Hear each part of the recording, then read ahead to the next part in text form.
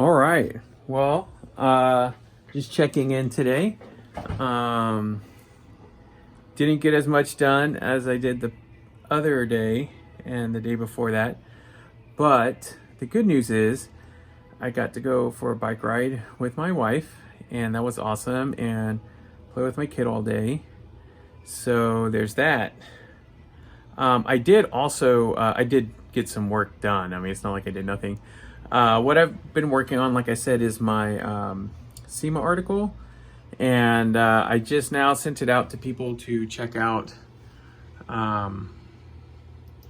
So this is the article right here in like 90% finished form. I have one more video I have to upload, which isn't even necessary, but I decided I wanted to include it. And so this is what it's going to look like when published. And I'm super excited. I've put a lot of time into this. This is kind of like, I guess, somewhere between an article and a book at an academic level.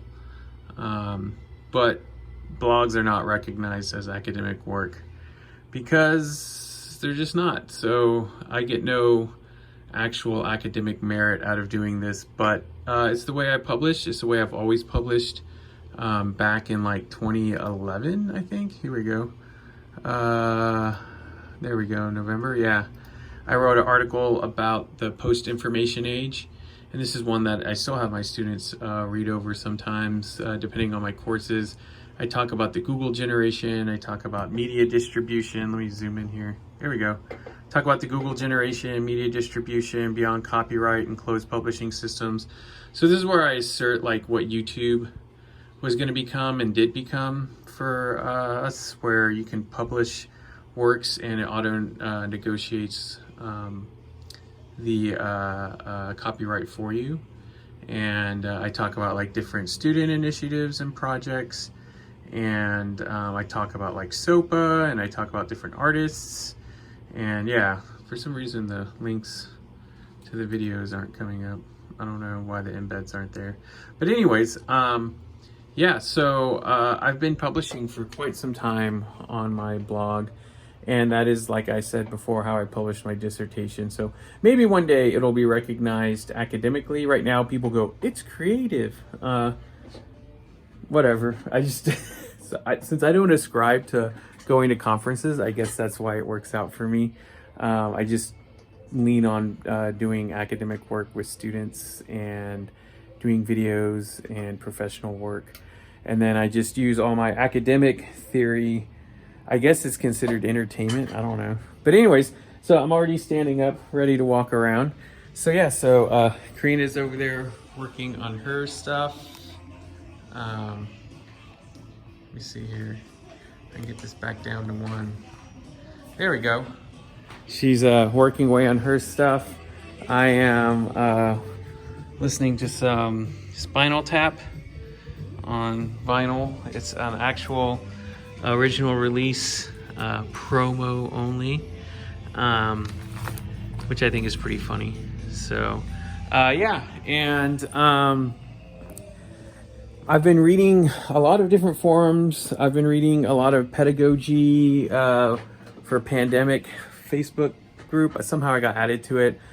And so I've been also just thinking a lot because, I don't know, it's interesting to me. And I think partially it's because I'm a digital native, that it's like a lot of the things people are going through and coming to the realization of, like these were things I wrote about in 2003 when I did my master's about the personal multimedia production and how like we're going to be generators of content in the future. And so now to see my discipline actually be like, hey, we've got to be our own content creators, like in a very personal level at this point. I wouldn't say it's exciting for me because obviously like Corona is not a joke, but it's very interesting to see people have to adjust very quickly to something that I've been like passionate about for years. So yeah, there's that. And so that's been going on through my head. I've seen a lot of people kind of revolting about, well, how much work are we supposed to be doing? Kind of really falling back to like, I think they're talking about emotional labor which is something in diversity, equity, and inclusion we talk about a lot. But it's interesting to see like other people start having to discuss it and experience it. I'm also seeing a lot of people that have kids that are, having to realize like, oh, I've got this kid or kids, and we don't have daycare, we don't have school. My school wants me to get all these online courses ready, but it's hard for me to be able to do that if I have to watch my kids and do my work, which is very different than, say, working from home and your kids are at school or at daycare. So that was definitely something I've thought about. I'm very fortunate in that, like, I'm married, and my wife and I, we love taking care of our kid, and we've been very in sync about it. And so that's been really nice.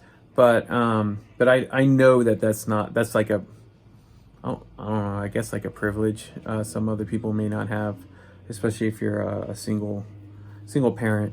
And so for us, like, that's something that her and I have talked about. For those that don't know, my wife has a PhD in cultural studies and education. So we talk about this stuff a lot.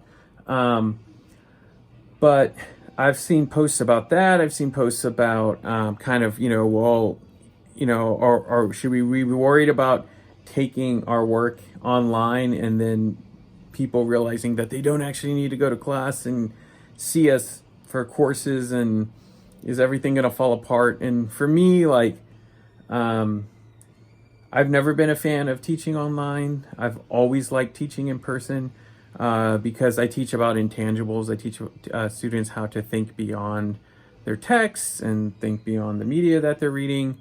And it has to be in person in order for that to truly work the way in which I like to teach. So yes, my students will be getting a watered down version of what I teach, and I'm fine with that. What I teach, doing it online, it still has value and it can still be very personable, and will be. But yes, they're missing something. There is that aura that Walter Benjamin talks about. I believe it exists in person-to-person interaction and can't be replicated just through like digital replication of our lectures and things like that. And if people can't understand the ROI and that return on investment, I know, scary term, for student interaction, well, they can move all online, and I'll go work for a school that does that, or start my own school that does person to person once this is all over. But I don't foresee it devaluing what I do as much as education costing less in general for people, and I'm fine with that. I mean, I think people need to be able to access education as affordably as possible, and I definitely think online is an avenue for that. But I just believe that there's multiple levels of education and styles of education. So in person to me won't ever go away. It'll just be something that isn't as popular. And the University of Phoenix, I think, made that clear 20 years ago, and today is just, it's obvious. And we can sit here and talk about private institutions and for-profits and things like that, but that's been going on for a long time, and I don't agree with it. I think it's predatory, but that's part of capitalism. That's part of like the US way of running teaching. And even the public schools, I mean, they all set themselves up to be financially viable from an administrative perspective. And so, I don't really have the kind of worry, I think, that a lot of people are espousing on these forums, just because I always thought about that, and I've always thought that, and I've never felt like there's equity in the profession. I think it's also because I grew up in an age where I was the only I was the only graduate student in my department to get a job the year I graduated.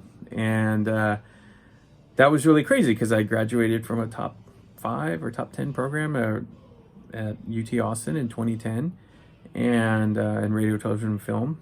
And so it was one of those things where I graduated from top program. Previous to that, people had been graduating, going to NYU and teaching at UMass and all these big schools. And I ended up at like a small private school teaching. And so, it's one of those things where I've never taken being employed for granted. And I've never thought that the system was out to benefit me. It was something that I had to chase and be hungry for and put application after application after application in. And I still feel like it's that way or worse. And so with this happening, I feel like, yeah, it's even worse. But what can you do? I mean, we got to move on. We've got to just like I said, I'm the kind of person that I'm just going to stay hungry. I'm going to get more hungry. I'm going to work hard. And at the same time, I'm going to advocate for what I would consider socialistic ideals where, yeah, we still need to take care of everybody that's not getting the jobs, that's not getting the movement upwards in our field. And we need to recognize that we do need equity and that we do need diversity and inclusion, and that comes from us as faculty and as administrators. So anyways, today's upload is a lot longer, a lot more spirited. I don't even know if anybody will even watch this far into it. But these are the topics that I'm hearing online about and that I've been experiencing. And so as much as I've been thinking about my teaching, I also am very meta. I call it putting my anthropologist hat on. I'm always putting my anthropologist hat on, whether I'm in a faculty meeting or going through this event of this pandemic. It's like I'm watching everybody, I'm watching culture, and I'm studying it. And that's something that interests me. So I hope you are getting some rest and not taking this stuff too hard on yourself professionally, because that's not the point. That's not what life is about. Life is about enjoying the time we have. And yes, we should work hard. Yes, we should do our best, but we've got to have some fun too. So I hope y'all are having a great day, and I will check in later.